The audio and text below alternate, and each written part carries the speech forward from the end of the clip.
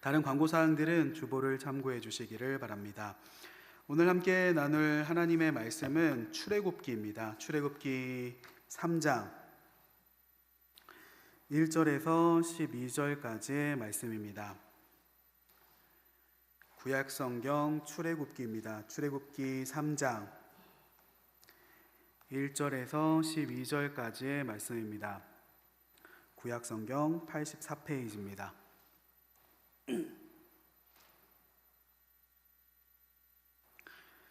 출애굽기 3장 1절에서 12절까지의 말씀 다 찾으셨으면 저부터 한 절씩 교독하시겠습니다.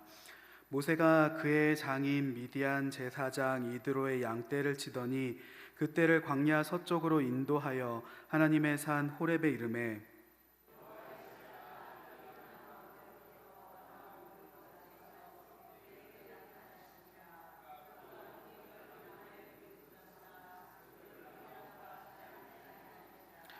이에 모세가 이르되 내가 돌이켜 가서 이 큰 광경을 보리라. 떨기나무가 어찌하여 타지 아니하는고 하니 그때에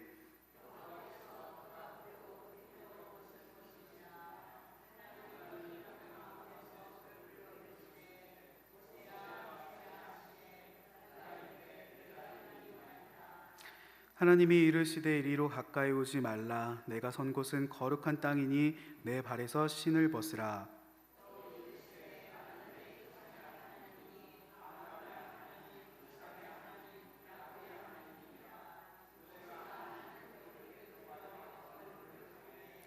여호와께서 이르시되 내가 애굽에 있는 내 백성의 고통을 분명히 보고 그들이 그들의 감독자로 말미암아 부르짖음을 듣고 그 근심을 알고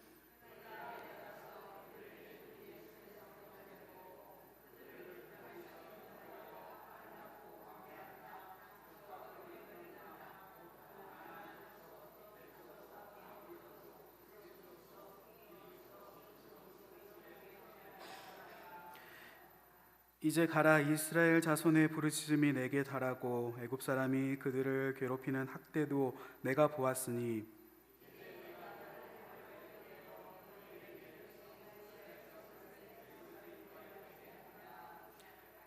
모세가 하나님께 아뢰되 내가 누구이기에 바로에게 가며 이스라엘 자손을 애굽에서 인도하여 내리이까. 하나님이 이르시되 내가 반드시 너와 함께 있으리라. 내가 그 백성을 애굽에서 인도하여 낸 후에 너희가 이 산에서 하나님을 섬기리니 이것이 내가 너를 보낸 증거니라. 아멘. 네, 오늘은 이 출애굽기 3장의 말씀을 가지고 나의 신을 벗을 때라는 제목으로 하나님의 말씀을 전하려고 합니다.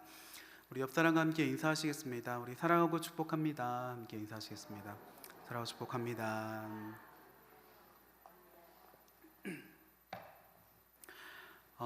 오늘 이 본문은 너무나도 잘 알고 계시는 본문이죠. 모세가 광야의 도망자가 되고 40년의 세월을 보낸 뒤에 불타는 떨기나무 가운데서 하나님의 부르심을 듣는 그런 특별한 장면입니다. 오늘 본문의 모세는 그래서 어떤 상황에 처해져 있는가? 1절 말씀을 보면은 지금 모세가 어떤 상황인지를 알 수 있게 됩니다. 우리 1절 말씀을 우리가 다시 한번 같이 읽어보도록 하겠습니다. 시작. 모세가 그의 장인 미디안 제사장 이드로의 양떼를 치더니 그 떼를 광야 서쪽으로 인도하여 하나님의 산 호렙에 이르매. 이때 모세의 나이가 80세였습니다. 80세라는 나이가 많은 나이인가 적은 나이인가? 창세기의 사람들을 보면 굉장히 오래오래 살았죠. 900년 이상을 산 사람들도 있습니다. 그러나 노아의 방주 사건 이후로 그 수명들이 점차 줄어들다가 창세기 마지막에 나오는 요셉, 그 요셉이 110세를 살고 죽은 것을 보면은 이 모세의 나이 현 80세가 결코 적은 나이는 아니다라는 것을 알게 됩니다. 오히려 이 80세라는 나이는 노년을 앞두고 있는 그런 나이라고 볼 수 있는 것이죠. 그런데 이 1절 말씀을 한번 잘 보십시오. 그러한 80세의 모세가 무엇을 하고 있습니까? 1절 말씀을 가만히 보면은 장인 이드로의 양떼를 치고 있다라고 이야기를 합니다. 80세의 나이다. 그러면 사람이 독립하여서 자신의 목장이든 혹은 자신의 기업을 이루었을 그런 나이이지 않겠습니까? 그러나 광야에서 40년을 보냈던 모세는 여전히 자신의 것들을 제대로 이루지 못한 채 마치 처가 살이다 지난 40년 광야에서 제대로 자신의 기업, 자리를 잡지 못한 채 여전히 장인의 양떼를 치고 있는 모습을 보게 됩니다. 모세의 심정이 어땠을까를 생각해보고 상상해 볼 수 있죠.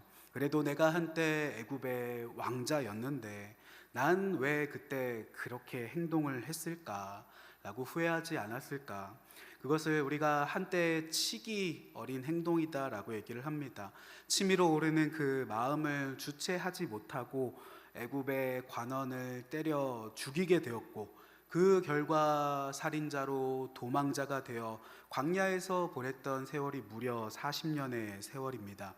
마치 번쩍 크게 타오르고 잿더미만 남아있는 하나의 잠깐 타올랐던 불꽃놀이와 같이 그렇게 한순간 빛났으나 무너져 잿더미가 된 것 같은 자신의 지난 40년의 광야 세월을 돌아보며 모세는 그 세월 내내 많은 후회를 했을지도 모르겠다라는 생각을 해보게 됩니다.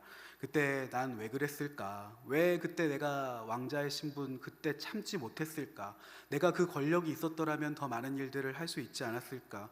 왜 내가 마음 가는 대로 행동했을까? 이 광야의 시간 가운데 후회할 시간은 넘쳐나도록 많았을 것입니다. 마치 그 노래와 같이 난 참 바보처럼 살았군요. 난 하는 그 노래와 같이 참 슬프고 되게 안타까운 노래지 않습니까? 한평생의 세월을 살았을 때 돌아보건대 난 참 주님의 은혜 가운데 벅찬 인생을 살았다라고 고백해야 되는데 난 참 바보처럼 살았구나 라고 고백한다면 참 안타까운 일일 것입니다. 그런 참 슬픈 노래죠. 그런데 모세가 그런 심정이었을지도 모릅니다. 그의 중년의 나이, 젊음의 시간들이 끝나가는 이 시점에 자신의 눈에 보이는 것들은 모래고 하얀 것은 양들이고 그렇게 그것들만 바라보니 자신의 과거를 후회하기에 그 시간이 썩어지도록 그 시간이 많지 않았을까라는 생각을 해볼 수 있죠. 그런데 그러던 어느 날 한 떨기 나무가 불타는 것을 바라보게 된 것입니다. 그 나무 가운데 불은 붙었지만은 그것이 타버려서 잿더미가 되지 않는 어떤 신기한 나무를 발견한 것입니다. 마치 하나님께서 모세를 향해서 말씀하신 것 같은 특별한 메시지를 가진 나무였죠. 너의 인생은 잿더미가 아니다 라고 얘기를 하시는 것 같다. 이 떨기 나무와 같이 나의 불이 임하게 된다면은 영원히 그 불이 꺼지지 않는 타오르는 횃불 같은 나무가 될 것이다 라고 상징적으로 얘기해 주시는 것 같다라는 묵상을 해보게 됩니다. 이 떨기나무라는 것이 무엇입니까? 백향목같이 향나고 좋은 값비싼 나무나 혹은 종려나무나 야자수와 같이 화려한 나무가 아닌 것입니다. 그저 광야의 이름 모를 덤불이다. 실제로도 이 떨기나무라는 것이 무엇인지 정확하게 밝혀져 있지 않은 것을 보면은 광야의 하나의 덤불 같은 것이다. 이름 모를 광야의 덤불 혹은 관목 같은 것이다. 모세야, 지난 너의 인생은 마치 이 떨기나무 같았을지도 모른다. 그나마 그조차 다 타버린 잿더미라고 느꼈을지도 모른다. 그러나 내가 주는 이 불은 영원히 꺼지지 않는 불이다. 마치 성령의 불을 제자들에게 붙여주셨던 것처럼. 3절 말씀입니다. 우리가 3절 말씀을 같이 한번 읽어보겠습니다. 3절입니다. 시작. 모세가 이르되 내가 돌이켜 가서 이 큰 광경을 보리라. 떨기나무가 어찌하여 타지 아니하는고 하니 그때 일말의 소망 같은 것이 그의 마음 가운데 찾아왔을까? 기대감이 들었을까? 내가 돌이켜 가서 이 큰 광경을 보리라 하는 그때 하나님의 말씀이 그에게 임하게 됩니다. 하나님께서 말씀하시죠. 4절과 5절을 우리가 다시 한번 읽어보겠습니다. 시작. 여호와께서 그가 보려고 돌이켜 오는 것을 보신지라 하나님이 떨기나무 가운데서 그를 불러 이르시되 모세야 모세야 하시매 그가 이르되 내가 여기 있나이다. 하나님이 이르시되 이리로 가까이 오지 말라. 내가 선 곳은 거룩한 땅이니 내 발에서 신을 벗으라. 아멘. 하나님께서 부르시는 것입니다. 그 이름을 알고 부르시죠. 그것조차도 굉장히 큰 감격이지 않습니까? 그 이름을 아시고 모세야 모세야 하나님께서 그 이름을 부르십니다. 하나님께서 이르시되 이리로 가까이 오지 말라. 내가 선 곳은 거룩한 땅이니 내 발에서 신발을 벗으라 라고 얘기를 하십니다. 광야의 이 장소들, 특별할 것이 하나도 없는 장소지만 하나님께서 임하시니 그곳이 거룩한 장소가 되었던 것이죠. 내 신을 벗으라. 하나님은 모세를 부르시며 말씀하십니다. 너의 신을 벗으라 라고 상징적인 얘기를 하시죠. 내가 내 백성의 고통을 보았다. 그들을 애굽인의 손에서 건져내야 되겠다. 모세 너를 바로에게 보내어 내 백성 이스라엘을 인도하여 내겠다 하시는 그 출애굽기의 비전을 모세에게 부어주시는 장면인 것입니다.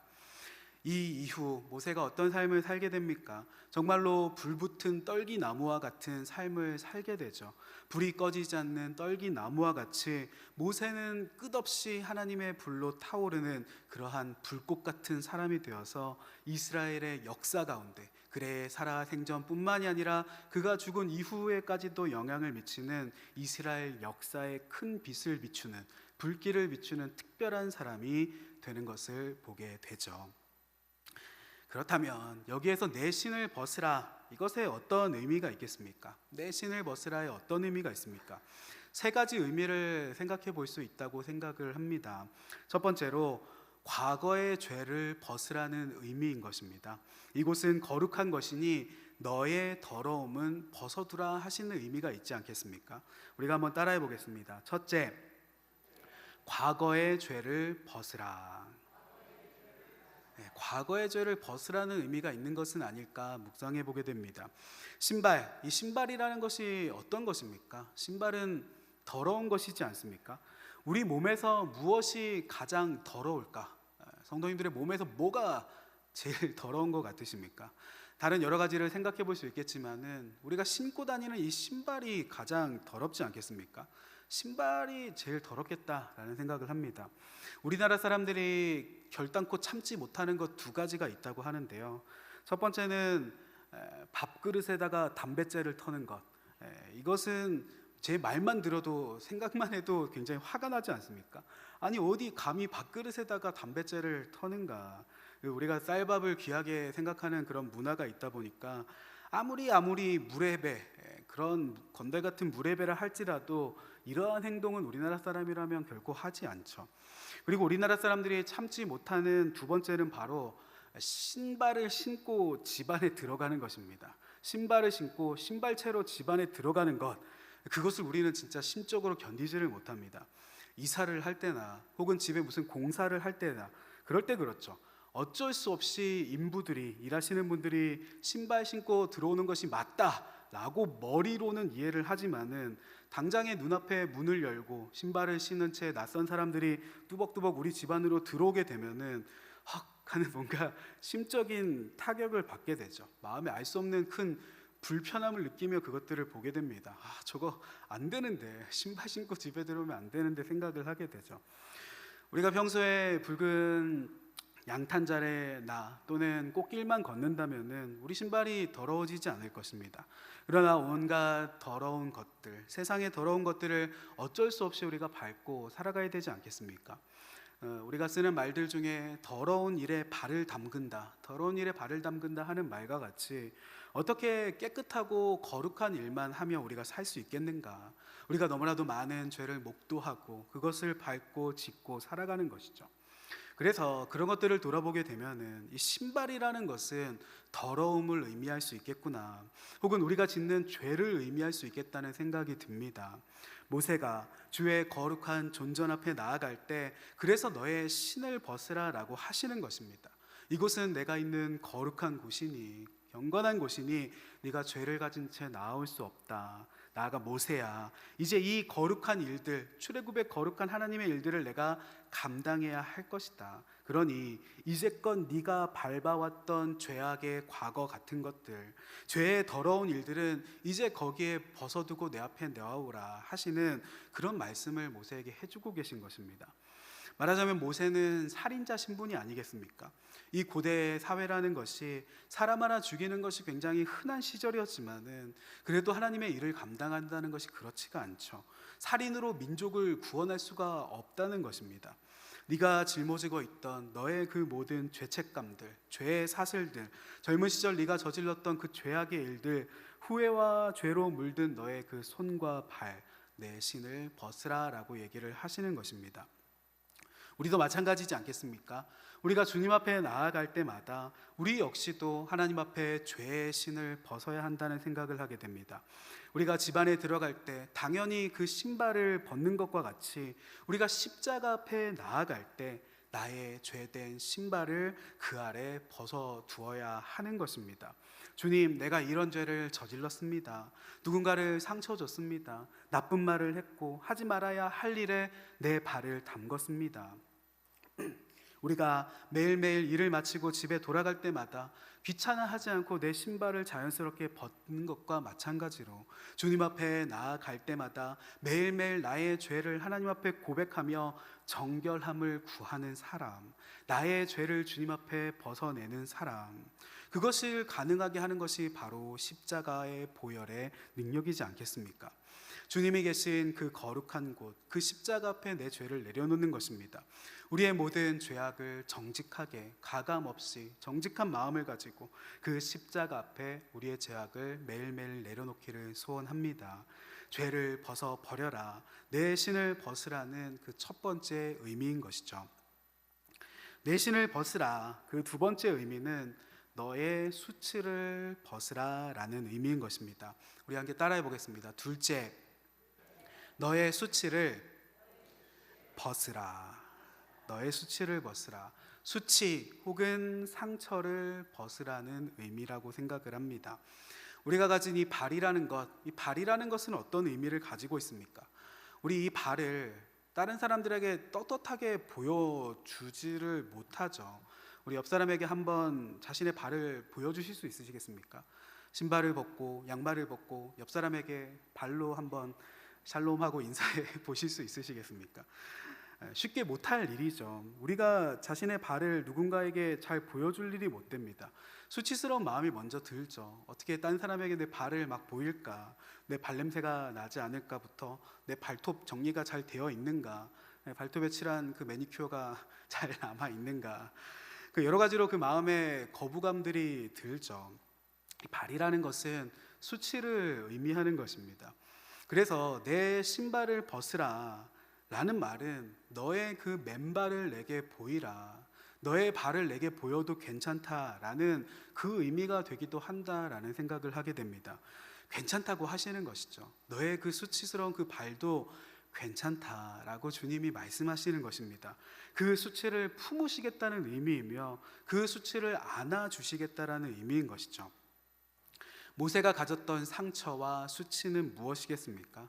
모세가 가진 상처와 수치, 실패자의 삶이 그에게 수치스럽지 않았겠습니까? 광야에서 허비한 것 같이 느껴졌던 그 40년의 세월들, 여전한 처가살이들, 한때 애굽의 왕자였던 모세는 이 모든 지난 삶들이 자신의 마음 깊은 곳에 있는 하나의 상처 같은 것이자 숨겨둔 수치스러운 그런 마음들이지 않겠습니까? 내가 그래도 그때 그렇게 하나님의 복받은 사람과 같이 잘 나갔었는데 살다가 누군가 애굽 이야기만 하면 괜히 그 마음이 예민해지고 어디서 살인자, 도망자 얘기만 나오면 흠칫 놀라게 됐고 성경에 이러한 내용들이 나오지 않지만은 어쩐지 장인 앞에서 그 마음이 주눅 들거나 아내가 우리 아버지 양 좀 잘 치라 뭐 이런 얘기를 하면은 욱하는 마음이 갑자기 든다든지 그 처자식 앞에서 당당하지 못한 생각이 든다든지 모세의 마음이 그랬을지도 모르겠다라는 상상을 해보게 되는 것이죠. 그 상한 마음에 치유다, 상한 마음에 치유다, 이것이 왜 중요합니까? 왜 중요한가? 그 발을 왜 주님께 보여야 되겠습니까? 왜냐하면은 모세는 이제부터 사람들을 상대를 하는 일을 해야 하기 때문인 것입니다. 이제부터 사람들을 상대해야 하기 때문인 것이죠. 모세는 이제 민족을 이끌어야 하는 사람입니다. 수많은 사람들을 상대해야 하는 사람이죠. 그런데 그의 마음이 상처투성이로 어그러져 있다고 생각을 해보십시오. 상처가 많은 사람은 그 자신의 상처 때문에 인간관계가 힘들어지는 법입니다. 그동안 살며 말의 상처를 받았던 사람은 어떠한 말만 들으면은 다시 상처받고 아파하게 되고 자신을 방어하게 되고 나아서 공격하게 됩니다. 무슨 말을 그렇게 해? 남들에게는 별것 아닌 그런 말이라 할지라도 상처 있는 사람에게는 그 단어, 어떤 특정한 일들이 또다시 큰 상처로 다가오는 것이죠. 무슨 특별한 의도를 가지고 한 말이 아님에도 불구하고 그 상처가 그것들을 쿡쿡 찌르게 만드는 것입니다. 그래서 상처가 많은 사람이 리더가 되면은 무엇보다도 그 어떤 사람들보다도 자기 스스로가 제일 힘든 법인 것이죠. 수많은 사람들의 말을 들어주어야 하는데, 다른 사람들의 상처를 돌볼 수 있어야 되는데, 그것들보다 내 마음의 상처가 더 크니까 내가 더 아파서 다른 사람들을 품어줄 수 없는 일들이 일어나게 되는 것입니다. 반대로 그 마음이 건강한 사람, 튼튼한 사람은 어떻겠습니까? 듣는 얘기들을 흘려보냅니다. 똑같이 상처받는 일이 있을 수도 있고 아픈 말을 들을 때도 있고 공격받는 일들이 있을 수도 있지만은 버텨낼 수 있는 힘이 있는 것이죠. 아이고, 사람들이 그렇지 뭐, 사람들이 다 그냥 일들마다 한마디씩 하는 거지 뭐, 일일이 내가 그거 다 연연할 것이 있는가. 순간 그것이 아프고 상처가 되더라도 버텨낼 수 있는 힘, 그 마음의 건강함의 문제이지 않겠습니까? 그래서 우리 자신의 어두운 곳을 바라봐야 한다는 것입니다. 불붙은 그 떨기나무 앞에 나아가면서 그 빛 앞에 정직하게 내 수치와 상처가 뭐가 있는지를, 내 마음의 어두운 것들을 들여다보고 비춰봐야 한다는 것이죠.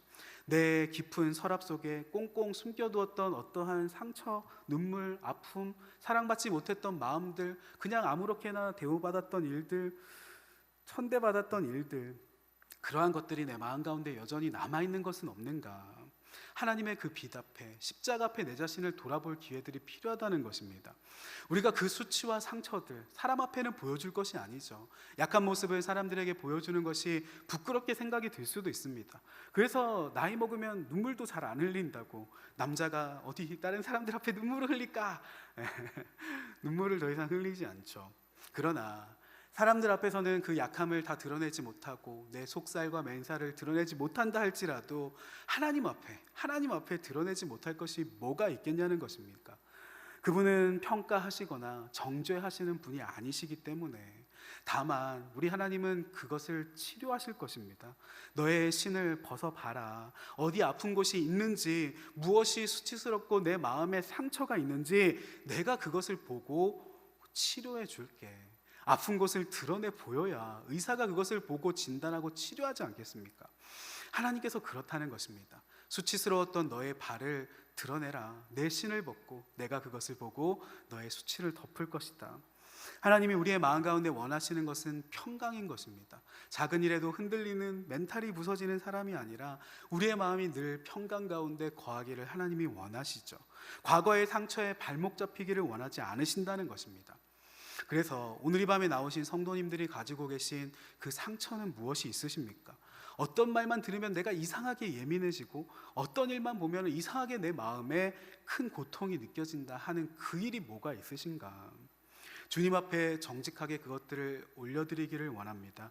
보여드리기를 원합니다. 내 발이라도 주님 앞에 보여드립니다. 그럴 때 그분은 나의 그 아픈 상처들을 싸매시고 고치시며, 나아가 고치시고 약 발라주시고 새살이 솔솔 자라날 때까지 온전한 자로, 그 마음이 건강하고 단단한 자로 우리의 수치를 덮어주시는 일들이 반드시 일어나게 될 것입니다. 그리고 마지막으로 내 신을 벗으라는 세 번째 의미가 있습니다.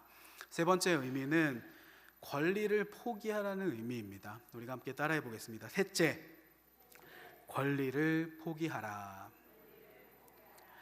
사실 이것이 가장 널리 알려져 있는 의미이죠. 성경에서 이 신발이라는 것은 권리를 의미합니다. 신발을 벗어서 내 권리를 포기한다. 룻기 같은 곳에도 그런 얘기들이 나오죠. 고대 노예들은 맨발로 다녔어야 했다고 합니다. 이 신발이라는 것이 그런 의미를 가지고 있는 것이죠. 내가 가고 싶을 때 간다. 내가 가고 싶은 곳을 간다. 이것을 가능하게 만들어주는 것이 바로 신발이지 않겠습니까? 우리가 어떤 차표가 있어서 가는 것이 아니라 가장 기본적으로 신발이 없으면 어떻게 집 앞에 나갈 수가 있겠습니까? 집조차 나가기가 어렵겠죠. 서귀포 아무리 아스팔트가 여기저기 잘 깔려 있다 할지라도 모든 것들이 안전한 것 같아도 우리가 맨발로 다닐 수는 없는 법이지 않습니까? 그래서 이 신발이라는 것은 주권, 권리를 의미한다는 것입니다. 내가 가고 싶을 때 갈 수 있는 권리이자 힘, 내가 갈 곳을 정할 수 있는 권리이자 힘을 의미한다는 것이죠. 그래서 하나님께서 내 신을 벗으라 라고 말씀하시는 것은 하나님께서 너의 권리를 나에게 포기하라고 얘기를 하시는 것입니다. 네가 갈 수 있는 그 권리를, 네 인생을 주관할 수 있는 그 권리를 나에게 포기해라. 나를 향해 포기하라. 지금까지는 너의 걸음을 네가 결정했고 네가 원하는 걸음을 네가 걸었지만은 이제부터는 내 신을 벗으라 라고 얘기를 하시는 것입니다. 이것을 다르게 말하면은 그분이 나의 신발이 되어 주시겠다라는 의미인 것이죠. 이제껏 신어왔던 너의 걸음을 지켜왔던 그 신발을 벗어버리고 이제부터는 내가 너의 걸음이 되어주겠다, 내가 너의 신발이 되어주겠다 하시는 약속인 것입니다. 너의 발을 내가 보호해 주겠다. 권리 포기다 라고 생각을 하면은 언뜻 드는 생각에 권리를 포기한다고, 내 것을 포기해야 된다고, 내 것을 포기하고 내려놓아야 된다고 생각을 하면은 우리의 마음이 편하지가 않죠. 내 것을 내려놓아야 된다고, 포기해야 된다고, 뭔가 손해보는 것 같은 기분이 들고 또한 빼앗기는 것 같은 생각이 들고, 그래서 저는 내려놓는다, 교회에서 흔하게 쓰는 이 내려놓는다라는 표현을 막 그렇게 좋아하지는 않습니다. 그런 표현을 물론 쓸 수 있고 얼마든지 흔하게 사용하는 표현이지만은 내려놓는다는 표현이 불편한 부분들도 있구나라는 생각을 합니다. 좋아하지는 않습니다. 실제로 성경을 찾아보니 내려놓는다라는 말이 성경에 나오지 않더라고요. 대신에 저는 주님 앞에 내려놓는다는 말보다는 맡겨드린다라는 표현을 훨씬 더 좋아합니다. 맡겨드린다. 우리 한번 따라해 보겠습니다. 맡겨드린다. 맡겨드린다. 내 발을 주님께 맡겨드립니다 하는 것입니다. 이것이 내려놓는다는 표현보다 한결 마음이 편하지 않습니까? 시편 37편 5절 6절 말씀입니다. 우리가 PPT를 보면서 한번 읽어보겠습니다. 시편 37편 5절 6절입니다. 시작. 내 길을 여호와께 맡기라. 그를 의지하면 그가 이루시고 내 의를 빛같이 나타내시며 내 공의를 정오의 빛같이 하시리로다. 아멘. 내 길을 여호와께 맡기라. 맡기고 의지하면 그가 이루시고 내 의를 빛같이 나타내시며 내 공의를 정오의 빛같이 하시리로다 하시는 말씀과 같이, 또한 베드로전서 5장 7절 말씀입니다. 함께 읽어보겠습니다. 시작. 너희 염려를 다 주께 맡기라. 이는 그가 너희를 돌보심이라. 아멘. 너희 염려를 주께 맡기라라고 얘기를 하죠. 주님께 맡겨드린다는 것입니다. 우리는 어떻게 인생을 살아갑니까? 내가 수고하며 내 걸음을 내가 걸어가죠. 많은 멍에를, 많은 무거운 것들을 내가 메고 인생을 살아갑니다. 자녀에 대한 걱정을 내가 짊어지고 살아가고, 우리 부모님에 대한 걱정을 내가 짊어지고 살아가죠. 혹은 여러 가지 재정적인 일들이나 미래의 일들이나 우리가 결정하고 해야 하는 그런 무거운 일들이 너무나도 많지 않습니까? 저도 한날은 그런 기도를 하나님께 드렸습니다. 부모님을 위해서 막 기도를 하면서 그런 생각이 듭니다. 부모님이 이제 나이도 많이 드시고 건강이 안 좋아지시고 또 수술도 받으시고 또 어머니는 무릎도 안 좋아지시고 열뚝떨뚝 하시는 모습을 보면서 그 고향에 계신 부모님을 생각하면서 좀 가까이 가서 살면 좋지 않을까, 그 마음에 염려가 되는 것입니다. 제가 20살 때 처음 서울로 대학을 가면서부터 그 이후로 지금까지 25년, 6년의 시간 동안에 부모님과 같이 산 적이 별로 없는 것입니다. 돌아보면은 부모님과 같이 살았던 시간보다 같이 살지 않은 시간이 이미 훨씬 많아져 버린 지난 살았던 시간들을 돌아보게 된 것이죠. 한두 달 방학 동안이나 혹은 휴가 때나 잠깐의 시간만을 부모님을 뵈면서 부모님이 젊고 건강하실 때야 크게 이것들이 제 마음에 염려가 되지는 않았지만은 부모님의 머리가 하얘지신 그 나이가 되시고 보니 뭔가 부모님이 병원에 가실 때 내가 모시고 가고 싶기도 하고 가까이서 손주들도 보게 하고 싶고 하는 생각들이 막 드는 것입니다. 그런 염려들로 하나님 앞에 기도드리며 나아갈 때 하나님께서 문득 저에게 그런 깨달음을 주시는 것입니다. 어떤 깨달음이냐면은 내 부모도 나의 자녀다 하시는 깨달음을 저에게 주시는 것입니다. 이것이 저에게는 굉장히 큰 생각의 전환이었습니다. 보통 제가 하나님 앞에 기도할 때는 나의 자녀들, 말하자면 저희 가족의 지후와 다온이를 위해 기도하면서 주님께 맡겨드립니다. 이 자녀들은 내 자녀가 아니라 하나님의 자녀입니다. 하나님 책임져 주십시오. 지후 다온이가 주님의 자녀입니다. 마치 아브라함이 제단 위에 자녀를 올려놓는 것처럼 제단 위에 자녀를 올려놓는 상상을 하며 주님께 맡겨드립니다 기도를 많이 했었는데, 나의 부모님도 하나님의 자녀이구나, 나의 부모님도 하나님의 자녀이구나 하는 이 당연한 것이 갑자기 새삼스럽게 느껴지는 것입니다. 그러면 하나님께서 주시는 마음이 너의 부모님의 지난 인생을 돌아보라 하시는 마음을 주시는 것입니다. 부모님께서 살아오셨던 지난 세월들을 쭉 돌아보면서 하나님께서 내가 여지껏 그들의 인생을 책임져 왔지 않니? 내가 먹이고 입히고 돌봐왔다. 네가 어려서 너희 부모를 돌볼 수 없을 그때부터, 그 옛날 과거부터 내가 너희 부모를 돌봐오지 않았니? 인생의 고비고비, 부모님의 인생의 고비들이 얼마나 많으십니까?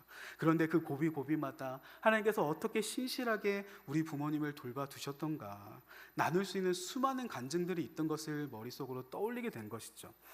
그렇구나, 지금껏 우리 부모님을, 나의 부모님을 하나님께서 사랑으로 신실하게 돌보셨던 것을 기억하게 하신 것입니다. 그리고 하나님께서 이제도 변한 것이 아무것도 없다라고 말씀하시는 것입니다. 용아, 너의 부모도 내 자녀고 이전까지 그래왔던 것처럼 앞으로도 여전히 나는 그들을 돌볼 거야. 이것이 맡겨드린다는 의미구나 라는 생각을 하게 됐습니다. 내 권리를 포기하는 것이죠. 반대로 말하자면은 그분께 맡겨드린다는 것입니다. 내가 그분의 소유가 된다라는 의미인 것이죠. 내가 그분의 소유가 된다. 우리가 한번 따라해 보겠습니다. 나는 주님의 소유다. 내가 가지고 있는 것들을 주님께 맡겨드리면 그 다음부터는 그것이 주님의 소유가 되는 것입니다. 내 권리를 포기하고 주님께 맡겨드리면 그 다음부터는 하나님께서 권리를 주장하시는 것이죠. 하나님께서 인생을 주장하신다는 것입니다. 용이는 내 거야. 네 인생을 내게 맡겼으니 네 인생은 네게 아니라 내 거다. 아무나 용이 건들면 안 돼. 함부로 하지 마. 혼내준다. 내 책임이고 내 소유고 나의 기업이다. 하나님의 소유가 된다는 의미가 바로 그것인 것입니다. 이후에 모세의 인생을 한번 돌아보십시오. 하나님께서 그 모세의 걸음을 어떻게 인도해 가셨는가. 수많은 공격들 속에서, 혹은 백성들의 공격들, 적들의 공격들 속에서도 하나님께서 끝끝내 신실하게 지켜오셨던, 인도하셨던, 그 발을 지켜주셨던 하나님을 바라보면서 이것이 바로 권리를 포기하는 것이구나, 내 신발을 벗어놓는다는 의미가 바로 여기에 있다는 것입니다. 이 말씀을 묵상하며 찾아보았던, 생각났던 다른 성경이 있습니다. 예수께서 십자가를 지시기 전날 밤이었습니다. 예수님께서 갑자기 이런 일들을 행하십니다. 그 수건을 허리에 두르시고 겉옷을 벗으십니다. 그리고 제자들 하나하나를 불러서 제자들의 발을 씻어주시죠. 물을 직접 떠오셨습니다. 그리고 쓱쓱 제자들의 발을 씻어주실 때 제자들이 얼마나 놀랐을까. 아니 주님 아닙니다. 이 더러운 이 발을 주님께서 만지시다니요. 가당치 않습니다. 제자들이 펄떡 뛰었을 것 같습니다. 그러나 그럼에도 불구하고 자신의 제자들의 발을 뽀득뽀득 깨끗하게 씻어주신 예수님, 그 예수님을 떠올리게 됩니다. 우리가 나의 신을 벗고 내 발을 있는 그대로 주님 앞에 내어 드릴 때 그분이 우리에게 무엇을 해주시는가, 그분이 그래서 우리에게 무엇을 해주시는가 하는 일이 바로 이것이라는 것입니다. 네 권리, 이제부터 너를 내 마음대로 다룰 거야, 네 권리는 다 내 거야, 그런 주인 행세를 하시는 것이 아니라 오히려 그분은 종과 같이 주께서 오히려 내 발 앞에 무릎을 꿇으시는 것입니다. 그리고 내 발을 어루만지시며 따뜻한 물에 내 발을 담가주시고 어루만지시고 씻어주시는 그 주님의 사랑의 손길을 베푸신다는 것이죠. 죄가 가득했던 너의 더러운 발을 씻어줄게, 나의 발등을 씻어주시고 상처와 눈물을 씻어줄게, 나의 발바닥을 씻어주시고 수고했던 걸음을 내가 품어줄게, 발을 건져 물기를 닦아주시는 그 사랑과 같이 요한복음 13장 1절의 말씀과 같이 6월절 전에 예수께서 자기가 세상을 떠나 아버지께로 돌아가실 때가 이른 줄 아시고 세상에 있는 자기 사람들을 사랑하시되 끝까지 사랑하시니라 하시고 그 발을 씻어주셨던 것처럼, 그렇구나, 내 신을 벗으라 하시는 것은 너의 권리를 포기하라는 주인의 강요가 아니구나라는 것을 깨닫게 됩니다. 사실 그분이 진정 우리에게 해주고 싶으셨던 것은 피곤한 그 발을 씻어주고 싶다, 저 인생의 고단한 발을 내가 씻어주고 싶다, 저 인생에 홀로 걸어갔던 그 발을, 그 걸음들을 내가 붙들어주고 씻어주고 싶다, 그것이 진정 주님께서 하고 싶어 하시는 일이라는 것입니다. 그래서 그렇게 주님께서 나의 발을 씻어주실 때 나는 무엇을 하고 싶은가? 내게 있는 향유 옥합, 이 찬양 아십니까? 주께 가져와 그 발 위에 입 맞추고 깨뜨립니다. 나를 위해 험한 산길 오르신 그 발, 걸음마다 크신 사랑 새겨 놓았네. 나를 위해 십자가에 달리신 그 발, 흘린 피로 나의 죄를 대속하셨네. 그래서 내게 있는 향유옥합 주발 주께 가져와 그 발 위에 입 맞추고 깨트립니다 하는 그 복음서의 그 여인과 같이 나도 주님의 발을 씻어드리고 싶다. 나의 이 더러운 발을 주님께서 씻어주셨다면은 이제는 나도 주님의 발을 씻어드리고 싶다. 내게 있는 가장 소중한 향유옥합을 주님의 그 발 앞에 깨뜨리고 눈물로 그 발을 씻으며 못 박히신 예수님의 그 상처 나신 발, 맨발로 걸으신 골고다의 그 언덕길, 나도 주님의 발을 똑같이 씻어드리고 싶다. 그런 사람이 되고 싶고 그런 인생을 살고 싶고 그런 마음을 잃어버리지 않고 살고 싶다 라는 소망을 가지게 된다는 것입니다. 우리가 주님의 발만 씻을 것입니까? 우리가 나아가 다른 사람의 발도 씻어주는 사람이 되기를 원합니다. 그분이 나의 맨발을 씻어주신 것처럼 우리도 다른 사람들의 죄를 정죄하지 않고 그 발을 씻어줄 수 있는 사람이 되기를 원합니다. 우리도 다른 사람들의 상처를 찌르지 않고 오히려 그 발 씻어주는 사람, 치료해주는 사람이 되기를 원합니다. 오늘 나눈 이 발의 이야기들인 것이죠. 내 신을 벗으라, 그렇게 나의 맨발을 씻어주시고 나아가 나도 그의 발을 씻어드리는 그 사랑의 이야기들을 기억하며 오늘 이 밤 주님 앞에 나아갈 때 정직함으로, 신실함으로 내가 신고 있었던 내 인생의 신을 주님 앞에 벗고 정직하게 나아갈 수 있는 오늘 이 밤의 성도님들이 되시기를 주님 이름으로 축복합니다. 그렇게 그분께 맡겨드리면 그분이 우리의 남은 걸음을 책임져 주실 것입니다. 이런 일들이 있으실 것을 주님 이름으로 선포합니다. 우리 시간 같이 기도하며 나아갈 때 우리가 몇 가지 기도점을 가지고 같이 기도하고 제가 축도함으로 예배를 시간을 마치려고 합니다.